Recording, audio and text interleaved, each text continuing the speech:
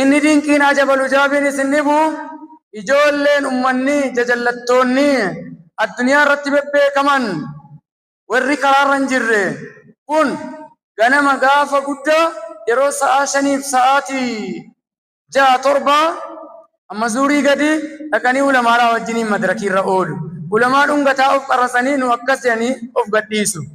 Yeroo sa'a 9 iddoo khamrii dhuguu jaraa dhaqaniiru jedhe. Sinii sagalee yeroo sa'a 5 ulamaa wajjiniin wal dhungataa jiru.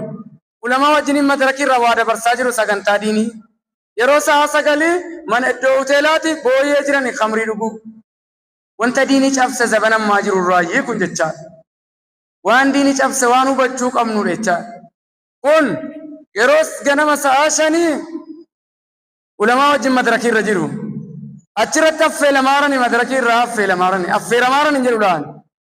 Achi affeelamaarani. Ishi haa ta'u. Achi affeelamaarani yeroo sa'a 5 affeeramuu mata fudhannu. Yeroo sa'a 5 madarakii ulamaa biratti affeelamaarani. Sagantaa iddoo diinii sana affeelamaarani ummataa ulamaa irratti.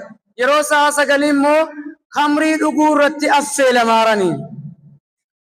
Sinii galee yeroo sa'a 5 iddoo diinii dabarsu sana biyyi waammatee jarri namoonni achirratti sagantaa sana gaggeeffatan waammatanii maaliif jennaan jaraan beekinii hojjetame jechuu hin dandeenyu jechaadha. Wanta hin beekne tokko as keessatti godhamuu danda'u. Yoon diingata biyya hin jirre ta'e malee. Yoon diingata mana hin jirre ta'e malee. Anaa bira jiru wanti tokko hin godhamu. Maaliif yoon taane dhaqee jilba qabeen dhaaba malee yookiin immoo eeganni gaggeeffamee ka'e lakkii kana kunnu kana keessaa qoodan qabnu. Lakkii kana hin beeknu jedhee mormii duddubarra wanti biyya irratti diiniin cabsuun godhame mormiin isaa biyya irratti gaggeeffamuu qaba.